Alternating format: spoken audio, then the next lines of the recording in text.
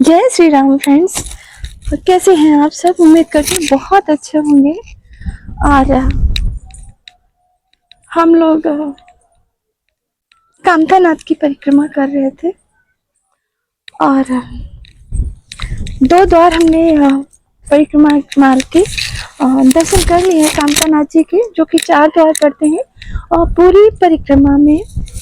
तो आज आगे की परिक्रमा चालू करते हैं और आगे की परिक्रमा में क्योंकि चित्रकूट में भगवान राम और माँ सती अनसुईया, ये दो काफी इम्पोर्टेंट हैं।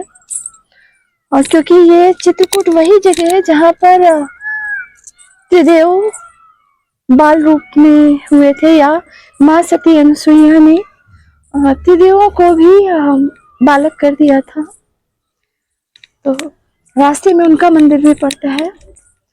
तो मैंने सोचा कि आज आपको वो कहानी बता दूं, जब त्रिदेव को भी बालक बनने पड़े।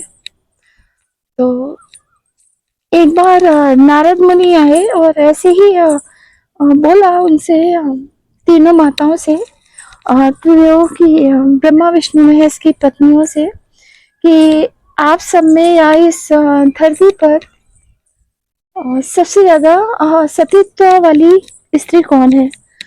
तो उन्होंने सबने कहा हाँ मैं। तो कहा कि चलिए परीक्षा लेते हैं। तो बात बढ़ते बढ़ते जब शिव जी तीनों देवों के सामने पहुंचे, तो उन्होंने बोला कि आप सबने बोला कि माँ सती अनसुईया जो है वो सबसे ज्यादा सतीत्व वाली स्त्री हैं। तो उन्होंने कहा कि मुझे उनकी परीक्षा लेनी है। तो त्रिदेव को भेजा कि आप जाकर के भिक्षा मांग करके लाइए उनसे। और उस भिक्षा का तरीका थोड़ा सा अलग था। तो त्रिदेव गए और उन्होंने एक साधु का वेश बनाया और जा करके उनके द्वार पे भिक्षा मांगी। तो उन्होंने कहा कि ठीक है, हम भिक्षा दे दे, अभी कुछ फल वगैरह का इंतजाम करते हैं, फिर हम आपको भिक्षा देंगे। और ये वही मंदिर है। यहाँ पर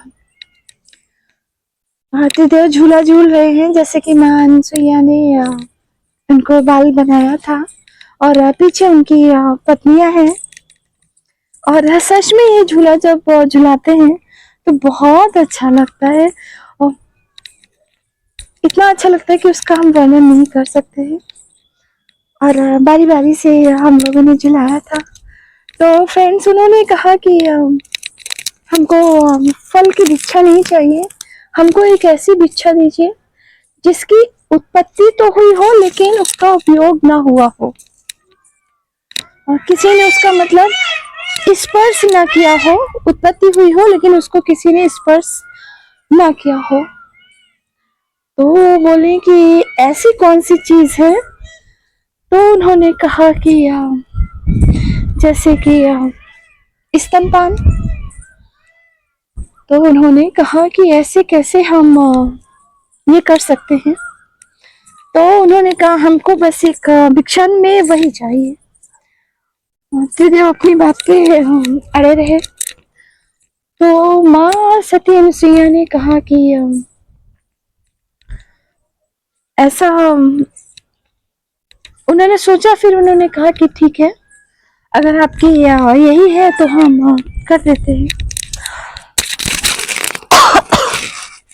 और उन्होंने कहा ठीक है, आप हमारी कुटिया में आइए, क्योंकि उन्होंने कहा अगर आप ये नहीं कर सकती हैं तो फिर हम जा रहे हैं। और दरवाजे पे आए हुए अतिथि को तो कभी मना नहीं करना चाहिए, ये हमारे सनातन धर्म की परंपरा है। तो उन्होंने कहा ठीक है, आप बाहर तो हम नहीं दे सकते हैं, आश्रम है, आप कुटिया में पधारिए।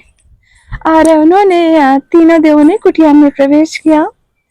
फिर माता जी बोली कि एक स्त्री सिर्फ एक माँ के रूप में ही बच्चों को अपना स्तनपान करा सकती है। और उन्होंने कमंडल का जल उठाया और उन तीनों देव पे छिड़क दिया और वो तीनों देव बाल रूप में बन गए और उन्होंने माँ सती अनसुईया ने उनको अपना स्तनपान कराया और झूले में लिटा दिया। अब इधर जब काफी वक्त बीत गया और त्रिदेव अपने धाम पर वापस नहीं गए तो सबको चिंता हुई त्रिदेव क्यों नहीं आए। तो जब उनके गण पता करने आए तो पता चला कि माँ सती अनसुईया के यहाँ तक है, कुटिया के अंदर है, कहाँ है पता नहीं। तो उनकी पत्नियां आई, उन्होंने बताया कि ऐसे ऐसे करके हमने मतलब परीक्षा लेने के लिए उनको भेजा था और हमारे पति कहाँ हैं, कृपया हमको बता दीजिए। तो उन्होंने दिखा दिया, जो पालने में पड़े हैं आपके पति हैं, आप अपने अपने पति पहचान लीजिए और ले जाइए। तो तीनों देवियां जो है आश्चर्यचकित होकर के मतलब बोलने लगी कि ऐसा क्यों। तो उन्होंने कहा कि ऐसा ऐसा तो सिर्फ एक औरत, एक नारी बच्चे को ही कर सकती है और हम अपने द्वार से इनको वापस नहीं भेज सकते थे, इसलिए मैंने इनको बाल रूप में बना दिया और इनको इनकी भिक्षा दे दी है। तो माँ सती अनसुईया जो है उनका चित्रकूट में रहना और उन्होंने ही माँ मंदाकिनी को प्रकट किया था माँ सीता को नहाने के लिए। मतलब एक कुंड बना हुआ है चित्रकूट में, आगे मैं दिखाऊंगी आपको व्लॉग्स में। तो प्लीज मेरे व्लॉग्स देखते रहिएगा और एंजॉय करिएगा और कैसे लग रहे हैं आपको ये भी बताइएगा। ये थी माँ सती अनसुईया की कहानी। उम्मीद करते हैं आपने अच्छी लगी होगी, आपने सुनी होगी और प्लीज अपना एक कीमती हाइप हमको जरूर दे दीजिएगा और कमेंट करके बताइएगा कैसा लगा आपको। ये हमारे परिक्रमा मार्ग और हम आगे भी आपको परिक्रमा दिखाते रहेंगे।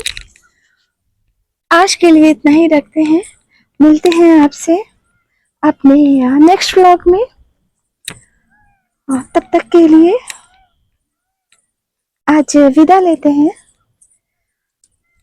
राम राम।